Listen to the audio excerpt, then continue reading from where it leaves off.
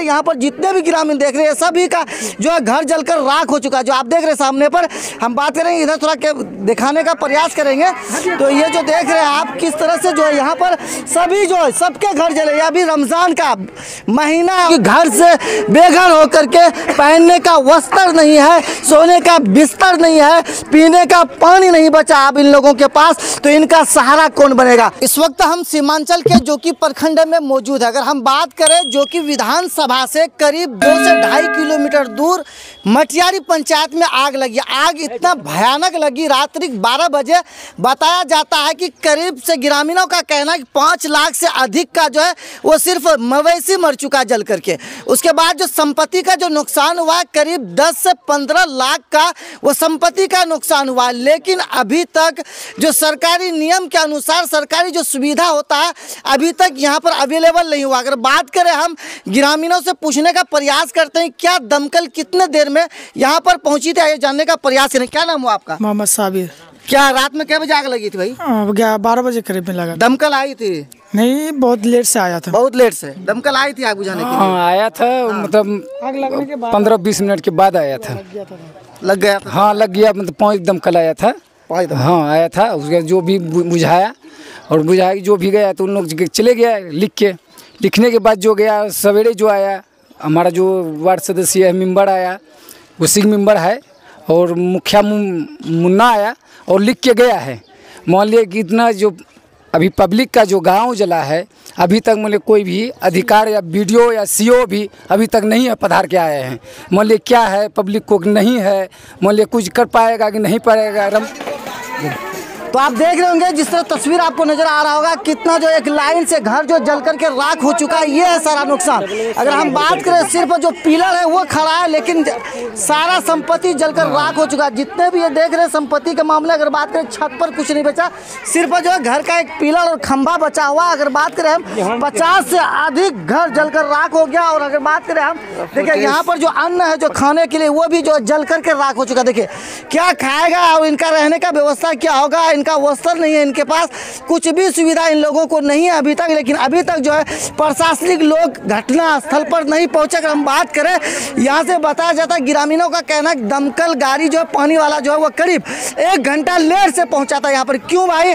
अगर यहाँ से हमारा विधानसभा जो कि प्रखंड 2 किलोमीटर दूर है और अररिया यहाँ से 16 किलोमीटर दूर है, तो 1 घंटा बाद जो है दमकल गाड़ी घटनास्थल पर पहुँचती है। अगर हम बताना चाहेंगे कि अगर इस समय इस सीजन में हर पंचायत में एक दमकल गाड़ी का व्यवस्था होना चाहिए, क्योंकि बिहार में अक्सर कच्ची घर जो है वो पाया जाता है और जब आग लगती है तो फिर किसी की नहीं सुनती है।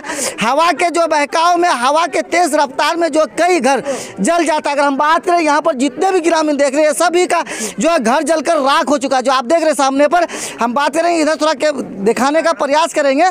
तो ये जो देख रहे हैं आप किस तरह से जो है यहाँ पर सभी जो है सबके घर जले। अभी रमज़ान का महीना है और सभी के घर में खाने का अन्न नहीं है। जो भी वस्त्र पहनी हुई है माँ बहन हमारी देख रहे होंगे तस्वीर में, ये सब सिर्फ बदन में ही पहन करके अभी तक जो ये लोग हैं। लेकिन आप जो है बचा कुछ नहीं। जितना भी सरकारी राहत है बताया जाता है कि अगर तत्कालिक तौर पर अगर कुछ नहीं है तो सरकारी के तरफ से जो है आकर के यहाँ पर जो मुहैया कराना चाहिए सरकारी भवन का। अगर भवन ना हो तो यहाँ पर एक टेंट होना चाहिए, खाने पीने का व्यवस्था, पानी वगैरह का व्यवस्था सब कुछ होना चाहिए। और कपड़ा के लिए जो वस्त्र के लिए वो करीब जो है 1300 रुपये प्रति परिवार को देने का जो प्रावधान है वो कहाँ है? आखिर क्यों नहीं आ रहे प्रशासनिक लोग? और जो भी इस प्रखंड के प्रेजेंट विधायक हो या फिर जो प्रेजेंट प्रतिनिधि पंचायत समिति हो या फिर प्रधान हो, वो लोग कहाँ गए हैं? क्या कोई प्रतिनिधि आया था आप लोग के पास अभी तक भैया? अभी कोई नहीं आया। अभी तक कोई नहीं आया? कोई नहीं आया। मुखिया आया था? क्या कहे मुखिया? बहुत डरा है आप लोग, बाल बच्चा का बहुत सब डरा है। कोई घर में कोई चीज नहीं है। घर में मुखिया सूर्य पंचायत जो प्रधान आए क्या कहें आप लोगों को?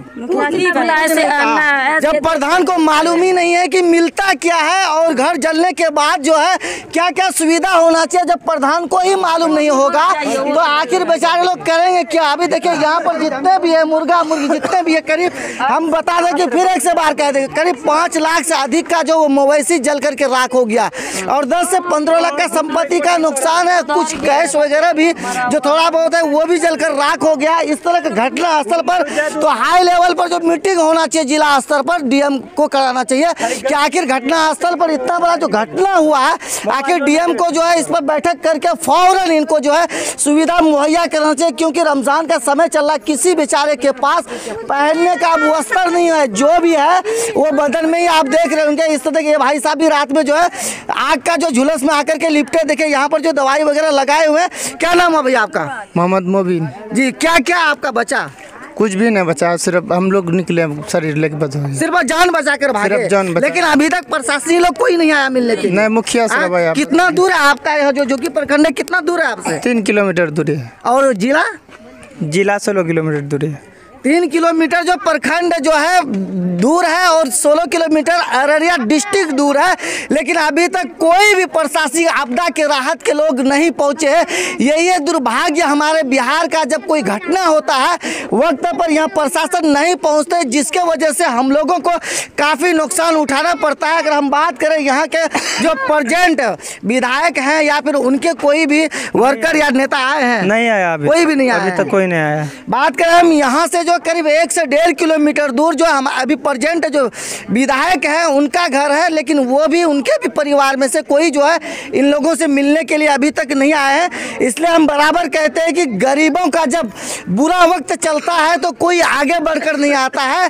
जब पार्टी और नेता को जब वोट लेने का समय आता है तो इन गरीबों का पैर पकड़ता है, हाथ चूमता है और वोट लेकर के चले जाता है। ये तुग नहीं बनता है क्या? आज इनको जरूरत है उन नेताओं का, आज इन गरीबों को जरूरत है उन प्रतिनिधियों का, आज इन गरीबों को जरूरत है उन जिला प्रशासनिक लोग का, उन आपदा प्रबंधक के कार्यकर्ताओं का, जो इस समय घटना स्थल पर होना चाहिए। इनको तत्कालीन रूप से जो सेवा देना चाहिए वो मिलना चाहिए, लेकिन अभी तक कुछ नहीं पाया। ये है बिहार का दुर्भाग्य। ऐसे ऐसे लोग नेता चुन लेते हैं, ऐसे ऐसे प्रशासन जिला में बैठे हुए हैं कि कोई भी वक्त पर नहीं आते। आप देख रहे होंगे पीछे पर अभी भी आग का जो लिपट है, धुआं है, वो सारा कुछ आपको जो नजर आ रहा होगा। इस तरह से आपको देखने को मिला। देखिए कितना अन्न जो है, खाने का जो अन्न है वो भी नहीं बचा। देखिए ये चावल है, जो चावल हम दिखाने का प्रयास, वो भी जलकर राख हो चुका है। क्या बचा, क्या खाएंगे? हम यही प्रशासन से गुहार करेंगे, खास करके प्रेजेंट डीएम जो है उनसे कहेंगे कि आप अपने टीम के साथ जरूर घटना स्थल पर पहुंचे, फौरन तौर पर तत्कालीन सुविधा देने का कोशिश किया जाए इन लोगों को, क्योंकि वक्त पड़ने पर अगर जिला के लोग, जिला के प्रशासनिक लोग अगर सहारा नहीं बनेंगे तो इनके दुख दर्द में कौन काम आएगा। बैठे हुए जो पंचायत प्रतिनिधि है वो भी आए चले गए, और जो प्रधान है और जो वार्ड सचिव है सभी को आना चाहिए, मिल बांट करके इनमें हिस्सा लेकर के इनके दुख को जो है आगे जा करके शेयर करना चाहिए, बताना चाहिए प्रशासनिक लोगों से, ताकि तत्कालीन रूप से इनको जो सेवा देना चाहिए। क्या नाम हुआ आपका? निखत। क्या क्या जला? आपका भी कुछ सामान जला? सब कुछ जल गया, जान बचा, टाका जल गया, 1 लाख। कुछ नहीं बचा हुआ है, कुछ नहीं बचा। देखिए ये सब माँ बहन गरीब है। बिहार तो गरीब का रेखाओं में से रेखा एक रेखा बना हो, लेकिन जब 2022 में जब पक्की घर फाइनल हुआ था, जब मोदी सरकार का जमाना था कि 22 तक हर घर पक्की घर होगा, शायद कि अगर आज पक्की घर होता तो ये घर नहीं जलता। मैं यही कहूँगा कि तत्कालीन रूप से इन लोगों का इंदिरावास दिया जाए, जो कि मुआवजा है 1,29,000 से 30,000 का जो मुआवजा लगभग वो दिया जाए, और इन लोगों का पूर्ण रूप से घर बना दिया जाए।